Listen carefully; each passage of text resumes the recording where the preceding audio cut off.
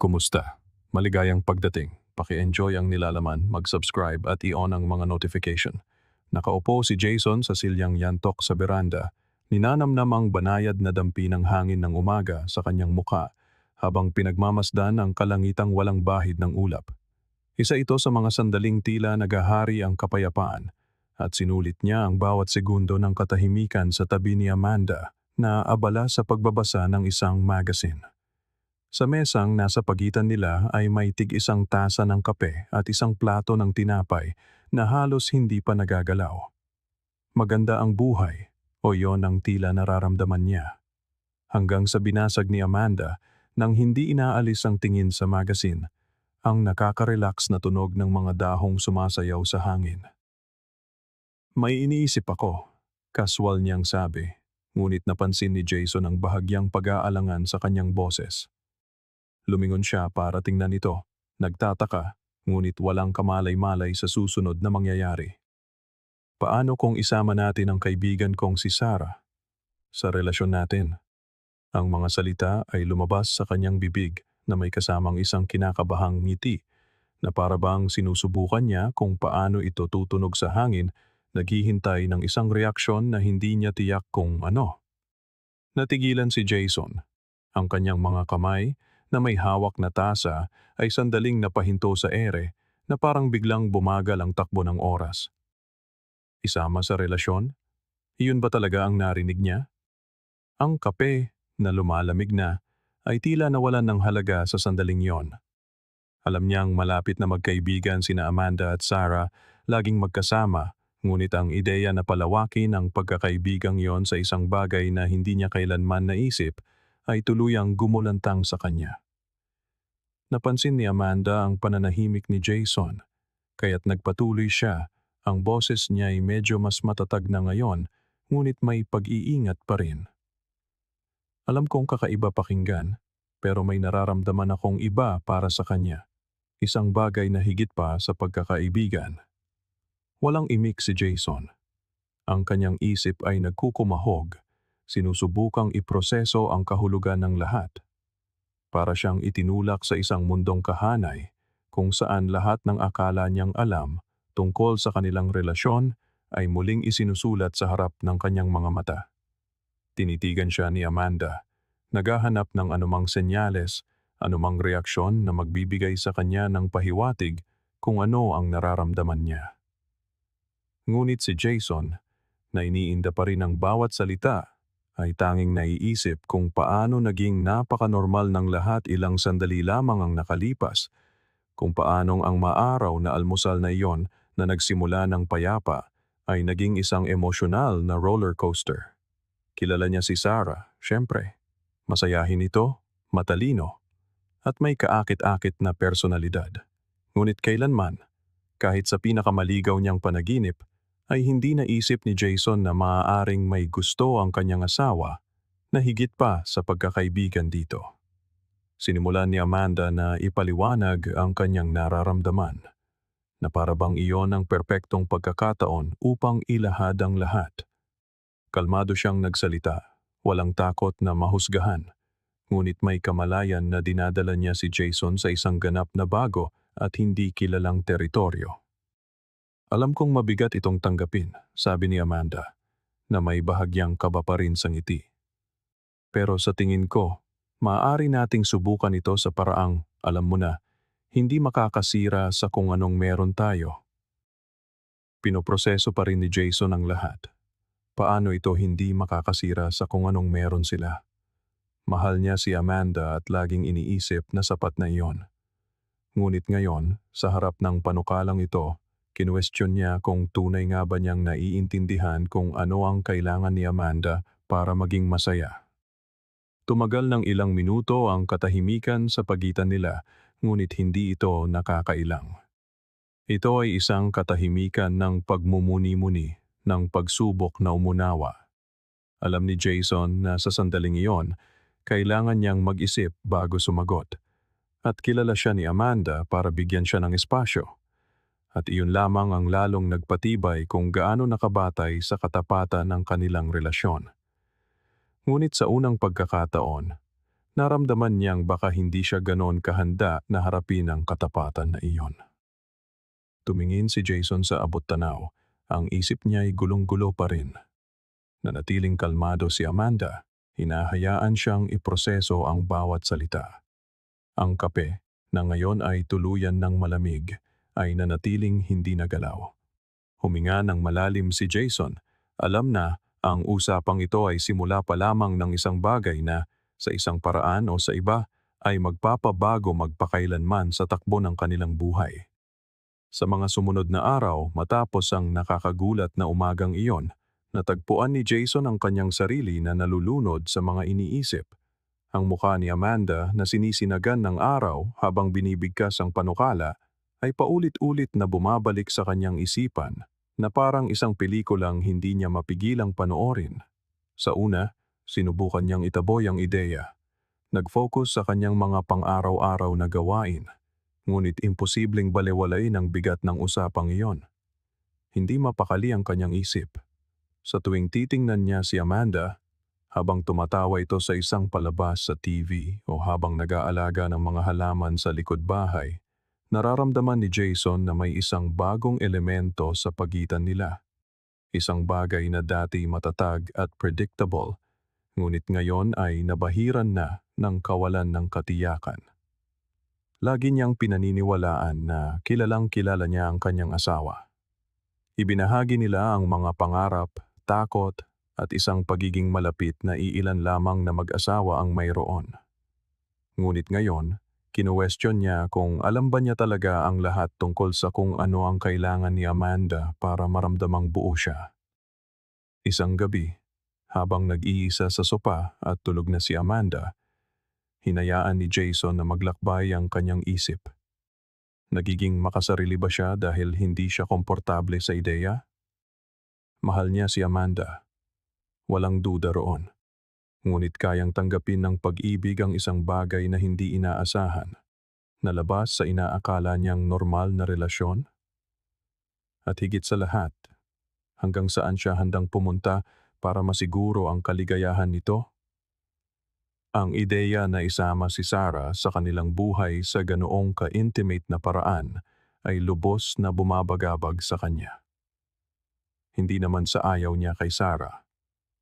Sa katunayan, isa itong kahanga-hangang tao, ngunit mayroong isang linya sa pagitan ng pagkakaibigan at pagiging malapit, isang linyang hindi niya kailanman naisip na tatawirin.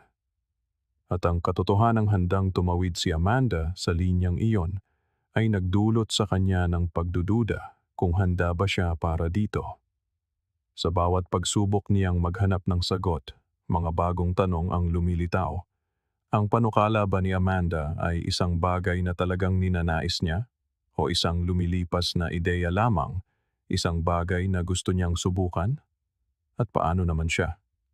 Hindi kailanman isinaalang-alang ni Jason ang posibilidad na ibahagi ang relasyon sa ibang tao. Ito ay isang bagay na wala sa kanyang mga plano. Malayo sa pagiging simpleng desisyon, alam ni Jason na ang sagot na ibibigay niya kay Amanda ay maaaring magbago ng lahat. Kailangan niyang maging tapat dito, ngunit bago iyon, kailangan niyang maging tapat sa kanyang sarili. Ang bigat ay lumalaki sa bawat araw na parabang ang oras ay tumatakbo ng mas mabilis kaysa sa kanyang kakayahang mag-isip. Alam niyang hindi niya maaaring ipagpaliban ang usapang iyon magpakailanman, ngunit alam din niyang kailangan niya ng kalinawan bago muling kausapin ito. Ang mga gabing nakahiga siya sa tabi ni Amanda, pinakikinggan ang mahimbing nitong paghinga, ay naging isang espasyo para sa pagninilay. Inisip ni Jason kung paano ang babaeng mahal niya, na akala niya'y kilalang-kilala na ay nakarating sa ideyang ito. Mayroon bang hindi siya napansing kakulangan? Mayroon ba siyang nagawang mali? Natagpuan niya ang sarili na nag-iisip kung nabigo ba siya sa ilang aspeto ng kanilang pagsasama ng hindi namamalayan. Kinain siya ng mga tanong na ito at lalo niyang naramdaman na malayo sa simple ang sagot. Gayunpaman, may isang katiyakang hindi natitinag. Kailangan niyang harapin ito ng may parehong katapatan na ipinakita ni Amanda. Iyon lamang ang paraan upang mapanatili ang espesyal na bagay na mayroon sila.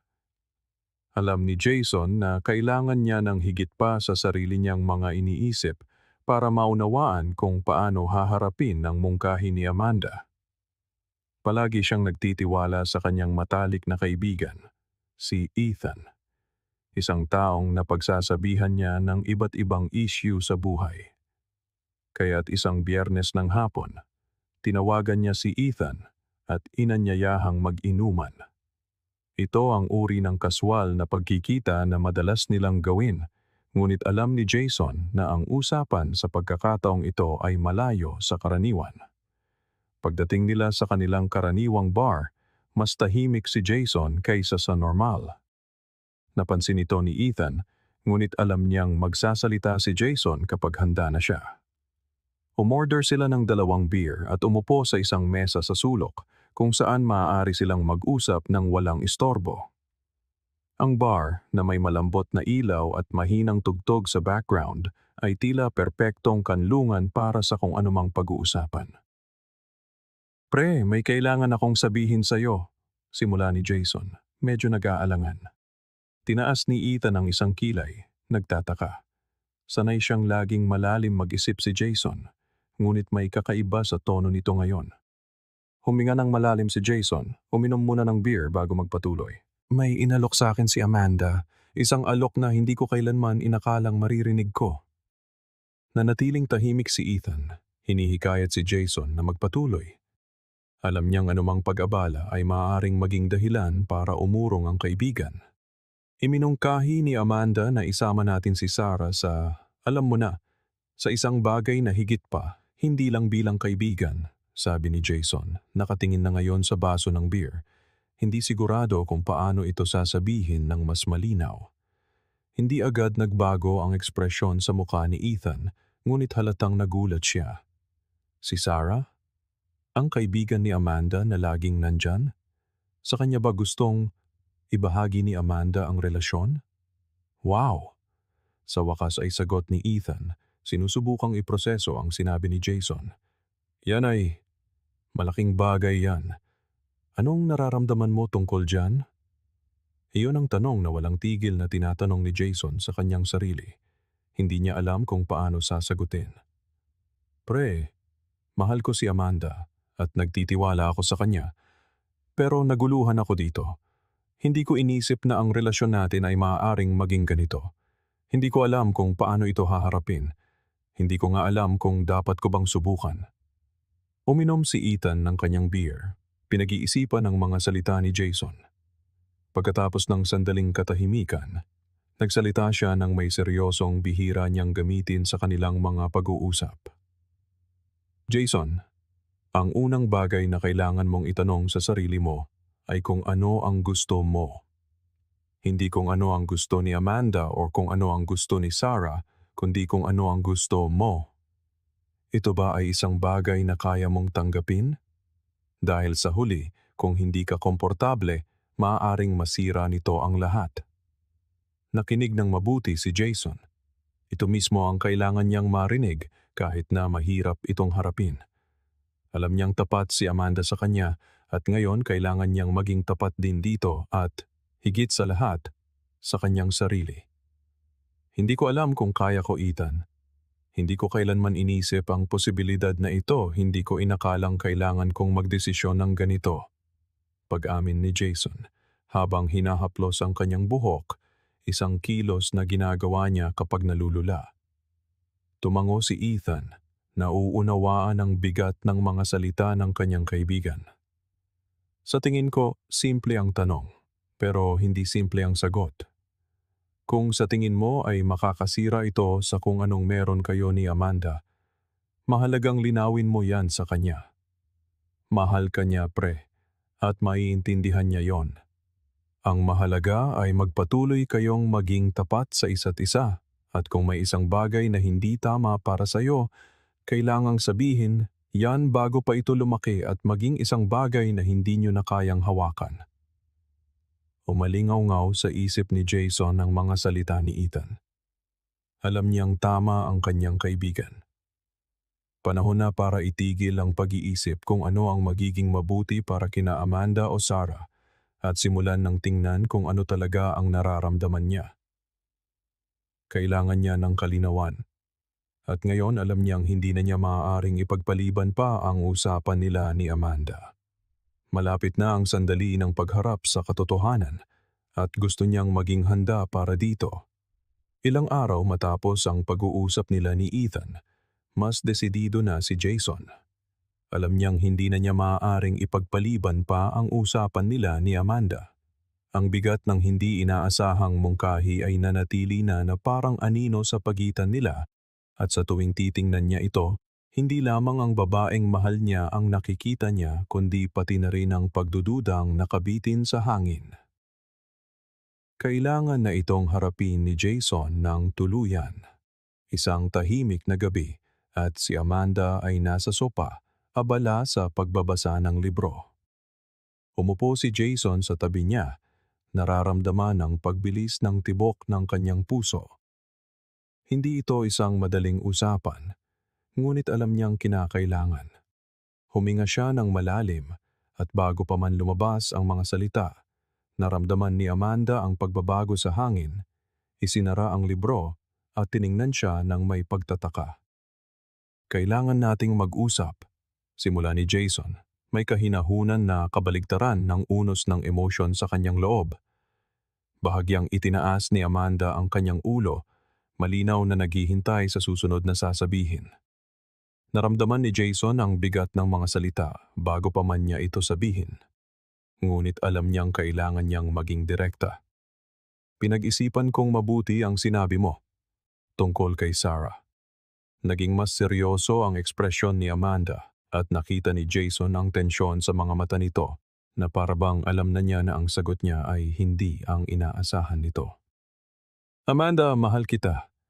At lahat ng binuo natin ay napakahalaga sa akin. Pero ang ideya na magpasok ng iba sa ating relasyon, hindi ko kayang isipin ang sarili ko na gawin yon. Huminto si Jason, binibigyan ng sarili ng sandali para ayusin ang susunod na mga salita. Alam niyang mahalagang maging maingat, ngunit tapat din. Naiintindihan ko na may espesyal kang koneksyon kay Sarah, at iyon ay isang bagay na iginagalang ko. Pero kailangan kong maging tapat sa sarili ko at sayo. Hindi ito isang bagay na kaya kong yakapin. Tahimik na nakinig si Amanda. Ang mga mata niya ay nakatitig kay Jason. Sinusubukang unawain ang bawat salita, bawat pahiwatig ng emosyon na ipinapahayag niya. Kinagat niya ang kanyang labi, isang maliit na kilos na kinikilala ni Jason bilang kaba, ngunit hindi niya ito pinutol. Naramdaman niyang sinasalo nito ang lahat, at ang tahimik na pagiging bukas na iyon ay lalong nagpatibay kung gaano nila iginagalang ang isa't isa. Hindi ko ito sinasabi para itulak ka o para iparamdam sa iyo na may ginawa kang mali. Pagpapatuloy ni Jason, medyo mas malumanay na ngayon ang kanyang boses. Sa katunayan, ang pagkakaroon natin ng ganitong usapan ay nagpapakita kung gaano katibay ang meron tayo. Pero sa kaibuturan ko, alam kong ang pagsasama ng iba ay maaaring maging komplikado sa paraang sa tingin ko ay hindi natin handang harapin. O ako, hindi ako handa. Si Amanda, na hanggang noon ay tahimik, ay sa wakas ay huminga ng malalim, dahan-dahang inilabas ang hangin na parang pinoproseso ang lahat ng kanyang sinabi. Jason, alam kong magiging mahirap ang usapang ito. Ayaw kitang mailang kaya binigyan kita ng espasyo para mag-isip. Pero sa tingin ko, ang pinakamahalaga at ang pinakapinahahalagahan ko ay ang pagiging tapat mo sa akin. Ngumiti siya ng bahagya, isang ngiti ng pag-unawa, hindi ng pagkabigo. Alam kong hindi ito pangkaraniwan at marahil nadala lang ako ng nararamdaman ko para kay Sarah, pero tama ka, ang meron tayo ay espesyal at hinding-hindi ako gagawa ng kahit ano para malagay yon sa alanganin. Naramdaman ni Jason ang isang pakiramdam ng ginhawa na bumalot sa kanya, isang bagay na hindi niya namalayang kailangan pala niya. Lumapit si Amanda sa kanya, mahigpit na hinawakan ang kanyang kamay. Ang pinakamahalaga ay okay tayo. Laging magiging kaibigan natin si Sarah at hinding-hindi ko hahayaang maging problema ang pagkakaibigang yon sa pagitan natin. Ang mga salita ni Amanda ay nagdulot ng hindi inaasahang kapayapaan. Napagtanto ni Jason na ang pagmamahal at paggalang na mayroon sila para sa isa't isa ay mas matibay kaysa sa anumang mungkahi o pagdududa na maaaring lumitaw. Nagyakapan sila at sa sandaling iyon, alam ni Jason na nalampasan nila ang isang tahimik na pagsubok, isang bagay na maaaring yumanig sa tiwala sa pagitan nila. Ngunit sa huli, lalo lang itong nagpatibay. Mahaba ang yakap na iyon at sa isang saglit, wala sa kanila ang gustong bumitaw. Tila mas naging kalmado ang gabi at ang bigat na dinala ni Jason sa loob ng maraming araw ay sa wakas ay natunaw. Malinaw na ang lahat at muling pinagtibay ang katiyakang mayroon silang binuong matatag na pundasyon. Ilang araw ang lumipas mula sa tapat na pag-uusap ni na Jason at Amanda. Akala niya ay ayos na ang lahat, ngunit isang patuloy na pakiramdam ng pagkabalisa ang nananatili pa rin sa kanyang isipan. Para bang, sa kabila ng tila kapayapaan, may isang bagay na nakabitin pa rin sa hangin, isang bagay na hindi niya matukoy. Noong Biyernes na yon, pagkatapos ng mahabang araw sa trabaho, nagpasya si Jason na lumabas para uminom kasama si Ethan. Sinusubukang mag-relax at itaboy ang mga iniisip na bumabagabag sa kanya mula nang magmungkahi si Amanda. Umuwi siyang mas magaan ang pakiramdam kahit na may tama pa rin ng alak. Nang iparada niya ang kotse sa garahe, agad niyang napansin ang kotse ni Sarah. Biyernes nga pala, naisip niya.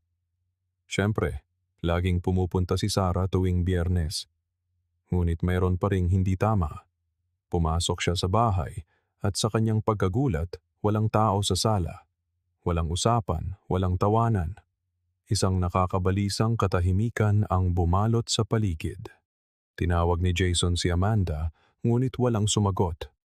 Bahagyang bumilis ang tibok ng kanyang puso, isang pakiramdam ng kaba ang lumalaki sa kanyang dibdib. Umakyat siya sa itaas, at habang papalapit sa kwarto, napansin niyang bahagyang nakaawang ang pinto ng banyo. Doon niya narinig ang tunog ng mahinang tawanan at kalansing ng mga baso. Sa kumakabog na dibdib, dahan-dahang itinulak ni Jason ang pinto at agad na bumungad sa kanya ang isang tanawing nagpatigil sa kanya. Magkasama sina Amanda at Sarah sa bathtub, kapwa walang saplot, umiinom ng champagne at nagtatawanan tungkol sa isang bagay na hindi niya marinig. Napansin siya ng dalawa at si Amanda na nakangiti ng may relax na anyo ay nagsabi, "Halika Jason, sabayan mo kami maligo." Nagalinlangan sandali si Jason. Gulong-gulo ang isip niya. At sa isang segundo, halos naisip niyang tanggapin ang imbitasyon. Halos humakbang papasok sa bathtub kasama nila.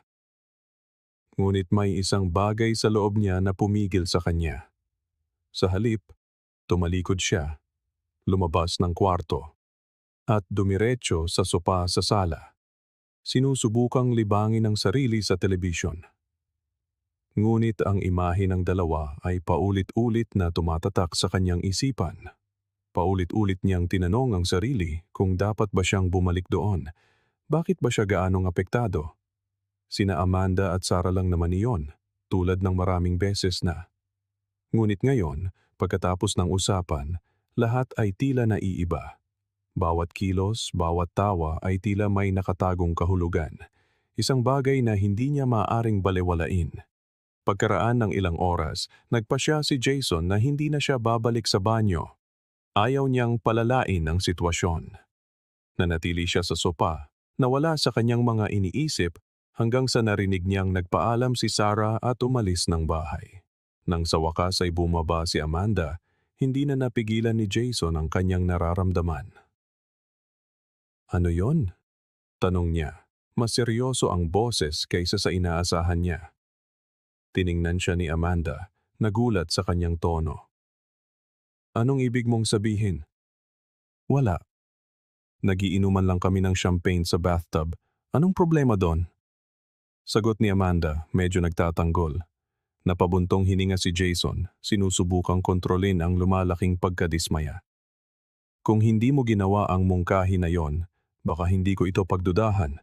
Pero ngayon, dahil alam kong gusto mong makipagrelasyon sa kaibigan mo, nagiging iba ang dating ng lahat. Nagkrus ng braso si Amanda. Ang ekspresyon sa kanyang mukha ay nagbago mula sa pagkagulat patungo sa bahagyang pagkainis. Kailangan mong magtiwala sa akin, Jason. Walang nangyari at walang mangyayari. Lagi naman naming ginagawa to. At dahil lang sinabi ko ang gusto ko, kokontrolin mo na ako ngayon? Akala ko'y lampas na tayo dyan. Tahimik sandali si Jason.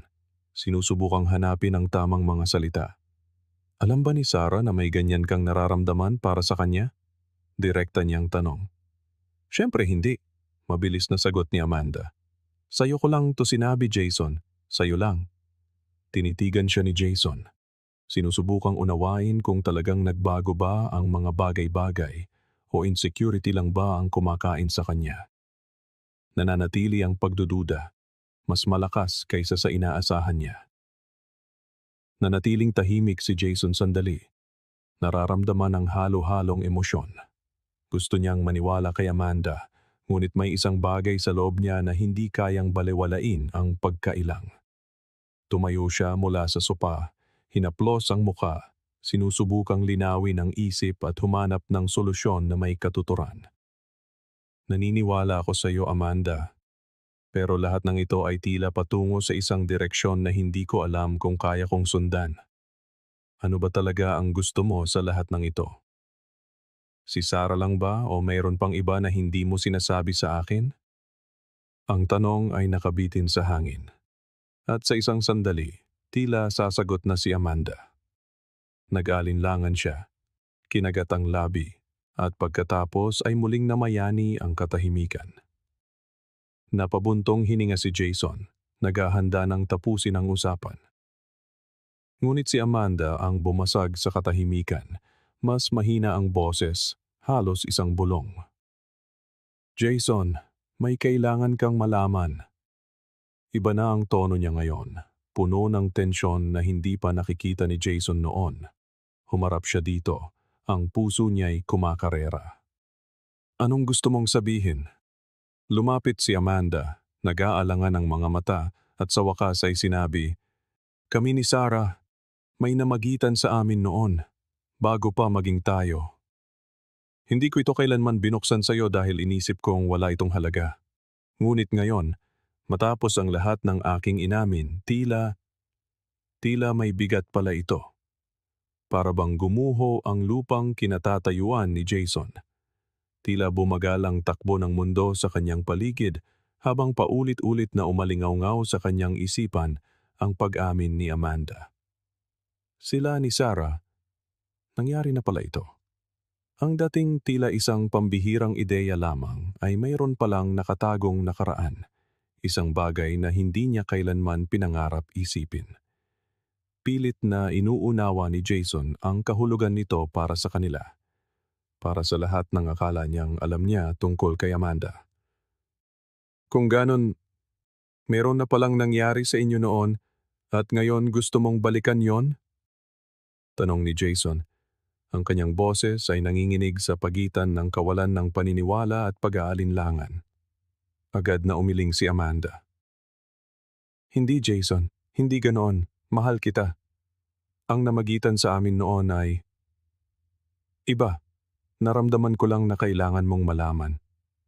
Dahil, oo, may nararamdaman ako para sa kanya. Pero ang nararamdaman ko para sa iyo ay naiiba. Mas dakila.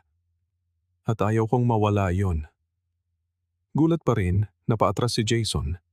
Bawat piraso ng palaisipan ay unti-unting nabubuo sa paraang hinding-hindi niya inaasahan. Ngayon, tila mas luminaw ang lahat, ngunit kasabay nito ay naging mas magulo. Ang katapatan ni Amanda ay isang bagay na lagi niyang pinahahalagahan, ngunit ang katotohanan ito ay tila napakabigat. Huli niya itong tinitigan, ang kanyang isipan ay naglalakbay sa gitna ng unos ng mga emosyon. Kailangan ko ng panahon para unawain to, Amanda. Mahina ang kanyang tinig, halos isang bulong. Walang hintay-hintay, dinampot ni Jason ang susi ng kanyang sasakyan at lumabas, iwina ng bahay sa isang malalim na katahimikan. Habang tinatahak niya ang tahimik na kalsada, iisang tanong lamang ang umiikot sa isip ni Jason. Paano tayo humantong sa ganito? Nagpatuloy sa pagmamaneho si Jason, hinahayaang ang daan ng magpakalma sa kanyang naguguluhang isipan. Mabigat pa rin ang epekto ng pag-amin ni Amanda, ngunit sa paghaplos ng hangin mula sa bintana at sa kahabaan ng daang nasa kanyang harapan, unti-unting may namuong kapayapaan sa kanyang kalooban. Mahal niya si Amanda. Isang matatag na buhay ang kanilang binuo, nakasalig sa tiwala at katapatan. At sa sandaling iyon, napagtanto niya na naging lubos ang pagiging tapat ni Amanda sa kanya, kahit na maaari naman niyang ilihim ang bahaging iyon ng nakaraan. Iyon pa lang, malaki na ang kahulugan. Itinigil niya ang sasakyan sa isang liblib na lugar, pinatay ang makina, at nanatili sa katahimikan ng ilang sandali.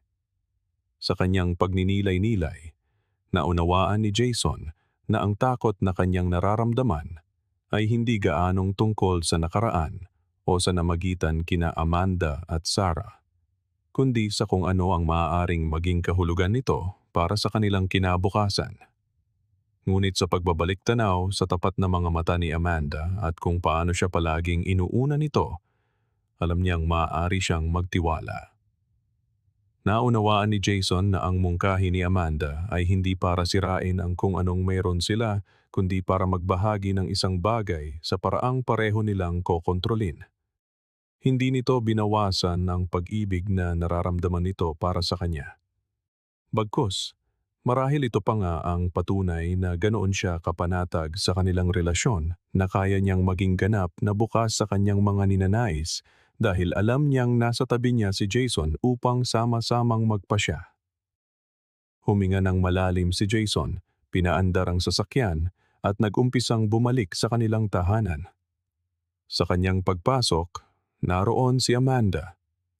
Nakaupo sa sofa, bakas sa muka ang tensyon at pag-aalala. Nang makita siya, nabanag sa mga mata nito ang ginhawa, ngunit may kasama pa ring pag-aalinlangan. Lumapit si Jason, umupo sa kanyang tabi, at hinawakan ang kanyang mga kamay. Pinag-isipan kong mabuti ang lahat. Wika niya, ang boses ay matatag ngunit malumanay. At napagtanto ko na sa kaibuturan ng lahat, ang pinakamahalaga ay ang binuo nating dalawa. May tiwala ako sa iyo, Amanda. Noon pa man. At kung ito ay isang bagay na nais mong tuklasin, pag-uusapan natin at titingnan natin kung saan tayo dadalhin nito. Ngunit ang nais kong linawin, mahal kita, at hinding-hindi ko hahayaang may sumira sa kung anong mayroon tayo. Gulat at puno ng emosyon, hinigpitan ni Amanda ang hawak sa kanyang kamay. Jason, kailan may hindi ko ginustong saktan ka, at ang kung anong mayroon tayo, iyon ang pinakamahalaga sa akin. Isang bahagyang ngiti ang sumilay sa mga labi ni Jason. Pakiramdam niya ay sa wakas ay nabunutan siya ng tinik. Alam ko, magiging maayos tayo, Amanda. Haharapin natin to ng magkasama gaya ng lagi nating ginagawa. Nagyakapan sila, isang yakap na kayang tumunaw sa anumang pag-aalinlangan at takot. Sa sandaling iyon, alam ni Jason na sa kabila ng mga pagsubok, ang pag-ibig at tiwalang namamagitan sa kanila ay mas matibay kaysa anumang balakid. At sa gayon, sila'y naging maayos, mas nagkaisa kaysa dati, handang humakbang pasulong ng may katapatan at higit na paglalapit. At ikaw, kung ikaw ang nasa kalagayan ni Jason, ano ang iyong gagawin? Tatanggapin mo ba ang kanyang mungkahi? Gagayahin mo ba si Jason o hihiling ka ng diborsyo? Ibahagi ang iyong saloobin sa comment section at huwag kalimutang mag-subscribe sa aming channel. Hanggang sa muli.